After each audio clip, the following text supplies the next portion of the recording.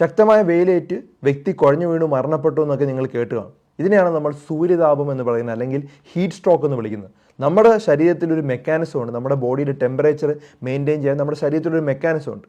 അത് താറുമാറാവുമ്പോഴാണ് ഇത്തരത്തിലുള്ള heat stroke ഉണ്ടാകുന്നത്. അപ്പോൾ അത് ശക്തമായ വെയിൽ നമ്മൾ കണ്ടിന്യൂസ് ആയിട്ട് കൊണ്ടുകൊണ്ടിരുന്നാൽ ഒരു ലിമിറ്റ് എത്തുന്ന സമയത്ത് നമുക്ക് ഈ ടെമ്പറേച്ചർ മെയിൻറ്റെയിൻ ചെയ്യാൻ പറ്റാത്തൊരു അവസ്ഥയിലോട്ട് എത്തും. അപ്പോൾ രോഗിക്ക് തലവേദന വരാം, തലകറക്കം ഉണ്ടാവാം, ബോധക്ഷയം ഉണ്ടാവാം, അപസ്മാരം ഉണ്ടാവാം, മൂത്രം കംപ്ലീറ്റ് ആയിട്ട് ഇല്ലാതാവും. ഇത്തരത്തിലുള്ളൊരു വ്യക്തി ഉണ്ടെങ്കിൽ ഉടനെ തന്നെ നമ്മൾ ആ വ്യക്തിയെ ഷെയ്ഡിലോട്ട് മാറ്റുക എന്നുള്ളതാണ്. എത്രയും പെട്ടെന്ന് തലയിലോട്ട് മാറ്റുക, എന്തെങ്കിലും കട്ടിയുള്ള വസ്ത്രങ്ങൾ ഉണ്ടെങ്കിൽ ലൂസാക്കുക, ടൈ ഉണ്ടെങ്കിൽ ലൂസാക്കുക, ദേഹത്തൊക്കെ വെള്ളം സ്പ്രിങ്കിൾ ചെയ്യുക, അതുപോലെ ഫാൻ വെക്കുകയോ വീശറി ആട്ടി കൊടുക്കുകയോ ചെയ്യുക.